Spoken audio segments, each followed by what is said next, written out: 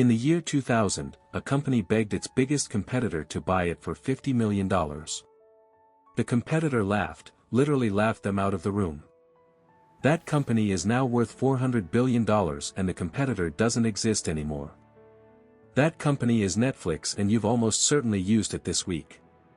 The competitor was Blockbuster. In 2000, Blockbuster was untouchable. 9,000 stores, 60 million customers, $6 billion a year. Friday nights for 2 generations meant one thing: driving to Blockbuster. Netflix, meanwhile, had 300,000 subscribers and was losing $57 million that year. So here's the question that opens this whole story: why did Netflix think Blockbuster would ever want to buy them? You've probably heard the famous origin story. Reed Hastings got a $40 late fee from Blockbuster for returning Apollo 13 late. He got so angry then invented Netflix. That story is almost entirely made up. Hastings' own co-founder called it a convenient fiction.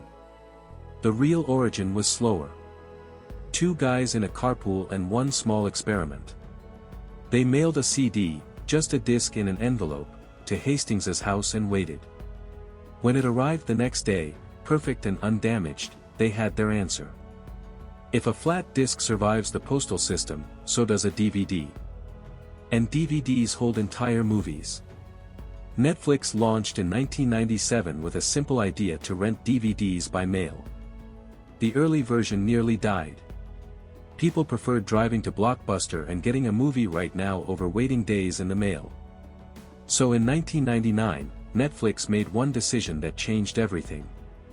They scrapped per rental pricing entirely. One flat monthly fee with unlimited DVDs, no due dates and late fees, ever. The mailbox became a personal video store. But they were still bleeding money.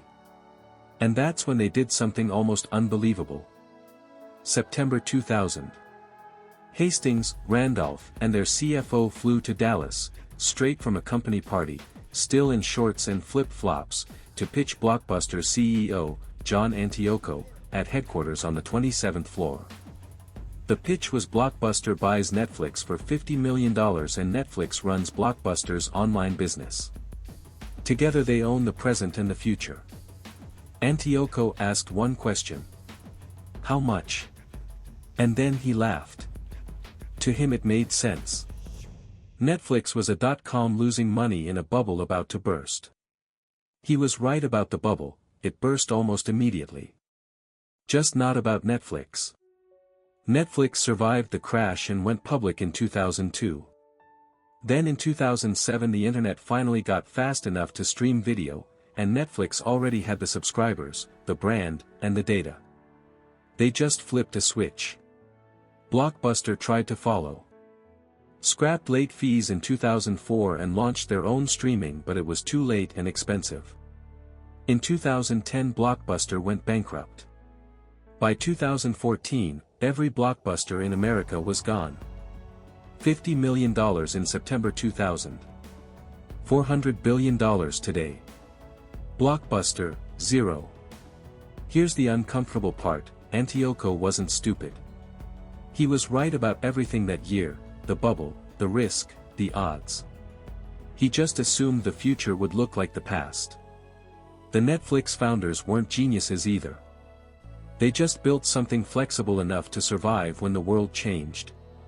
Next time you scroll Netflix, remember, it almost sold for the price of a rounding error. If you were John Antioco in that room, with only what he knew that day, not what we know now, would you have said yes or no? Drop your answer in the comments. If this kind of history is your thing, subscribe to the channel. New story dropping soon. See you then.